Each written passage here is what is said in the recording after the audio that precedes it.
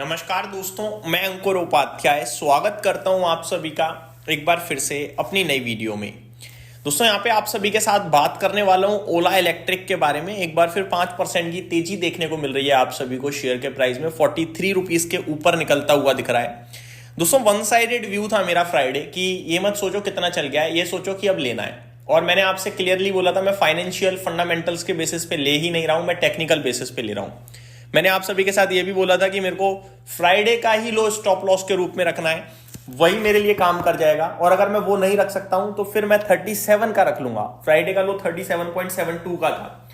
आप अगर नोटिस करें तो अभी तक 37 का लेवल भी ब्रेक नहीं हुआ है और 37.72 का लेवल भी ब्रेक नहीं हुआ है। शेयर का प्राइस आपके लिए 43.15 पे ट्रेड कर रहा है। 5.5% की तेजी है। मेरा ये मानना है कि ये स्टॉक यहां से भी और ऊपर जाने की संभावना दिख रखता है, लेकिन अब थोड़ा रिस्क बढ़ गई है क्योंकि अब मेरे पास स्टॉप लॉस नहीं है कोई नियर बाय। मैं आज के लो को स्टॉप लॉस के रूप में यूज नहीं कर सकता क्योंकि वो ब्रेक हो सकता है, तो फिर मेरे चांसेस थोड़े लॉस के भी ज्यादा हो जाएंगे। अब ऐसे में आप अपनी रिस्क कैपेसिटी के अनुसार देखिए क्या करना है क्या नहीं करना। लेकिन अगर किसी ने मेरे कहने से पोजीशन बनाई, होल्ड कर रहे हैं या जो भी है, तो आपको और कैरी करना चाहिए। दोस्तों केवल इतना ही नहीं, जब ये स्टॉक वन साइडेड टूट रहा था 30 रुपए पे आ गया था, तो भी मैं आपसे क्या कहता था कि 15,000 करोड़ पे ओला इलेक्ट्रिक बेचने योग्य कंपनी नहीं है। आज की डेट में उस कंपनी का मार्केट कैप 19,000 करोड़ का हो चुका है। 4,000 करोड़ का निवेशकों का फायदा हो गया है वहां से, अगर आप नोटिस करें तो। मोटा मोटी लेवल पे अगर आप देखें तो 30 वाला 43 हो गया, ऑलमोस्ट 50% का रनअप आ गया है दोस्तों ये।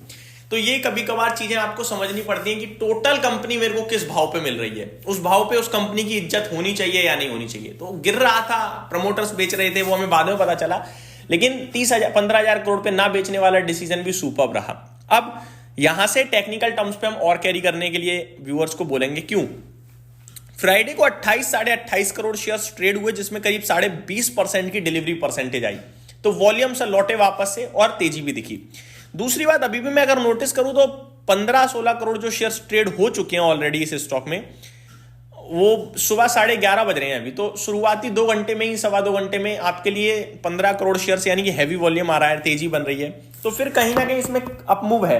टेक्निकली देखो तो अब कोई रेजिस्टेंस है नहीं दोस्तों 52 रुपीज तक। और यही मेरा टारगेट था आपके लिए जब मैंने फ्राइडे डिस्कस किया था 37.7 के स्टॉप लॉस के साथ कि 50 से 52 रुपए का मेरा व्यू बन रहा है और वहां तक ये स्टॉक जाएगा। उसके ऊपर अगर निकलता है तो 55 और उसके ऊपर निकलता है तो 62, क्योंकि फिर पड़ाव बनेंगे। तो अभी मेरे हिसाब से फ्रेश लेने लायक तो मुझे नहीं लगता कि है, क्योंकि रिस्क काफी बढ़ चुकी है। स्टॉप लॉस नहीं बनेगा इसलिए। और जब हम टेक्निकली कोई भी काम करते हैं तो स्टॉप लॉस हमें पहले पता होना चाहिए। लेकिन जिनके पास है वो इसको अभी बेचने की गलती ना करें, मैं यही बोलना चाहूंगा। अगला स्टॉक है दोस्तों नेटवेव टेक्नोलॉजीज। यहां भी 8% की तेजी देखने को मिल रही है। वॉल्यूम्स बड़े इंटरेस्टिंग लग रहे हैं मुझे आज। करीब 16.5 लाख शेयर्स ट्रेड हो चुके हैं, जहां पे इस स्टॉक में एवरेज वॉल्यूम लास्ट कुछ डेज से मैं देख पा रहा हूं करीब 2-2.5 लाख शेयर्स का है। लास्ट ट्रेडिंग सेशन इसका जो बड़ा निकला था वो 20 नवंबर का था, जब इसमें अराउंड 38 लाख शेयर्स ट्रेड हुए थे। उसके बाद से लेकर आज तक इस शेयर में बड़े वॉल्यूम्स नहीं आए थे।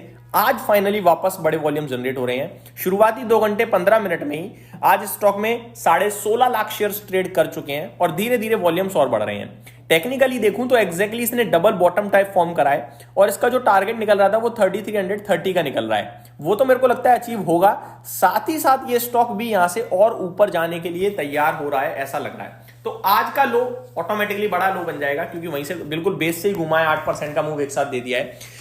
लेकिन मेरा मानना यह है कि ये स्टॉक अगर आज और 2 दिन और टिक गया ऊपर की तरफ तो फिर इसमें एक मूव आ सकता है, जहां पे हम बात करेंगे कल या परसों। अभी इस स्टॉक में कुछ नहीं करना है, अभी इस स्टॉक को केवल वेट एंड वॉच की सिचुएशन में रखना है।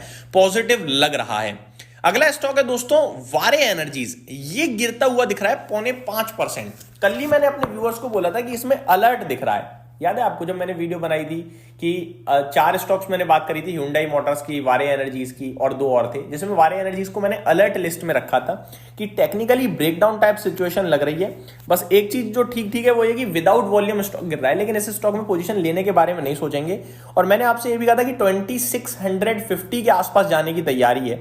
मुझे लग रहा है ये बहुत तेजी से उसी साइड जा रहा है। अभी भी सस्ता वस्ता सब लग रहा है, लेकिन लेने के बारे में नहीं सोचना चाहिए आपको।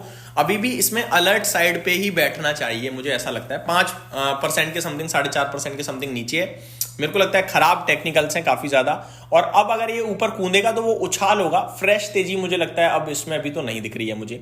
तो ये मेरी तरफ से एक छोटी मोटी सी अपडेट थी आपके लिए। ओला इलेक्ट्रिक अच्छा लग रहा है, वो मैंने डिस्कस किया। नेटवेव टेक्नोलॉजीज भी अच्छा लग रहा है, लेकिन कहीं ना कहीं अपने टारगेट्स के पास पहुंच रहा है, तो वेट करेंगे थोड़ा सा। बट वारे एनर्जीज में प्रॉब्लम दिख रही है। आज प्रीमियर एनर्जीज भी नीचे ट्रेड करता हुआ दिख रहा है।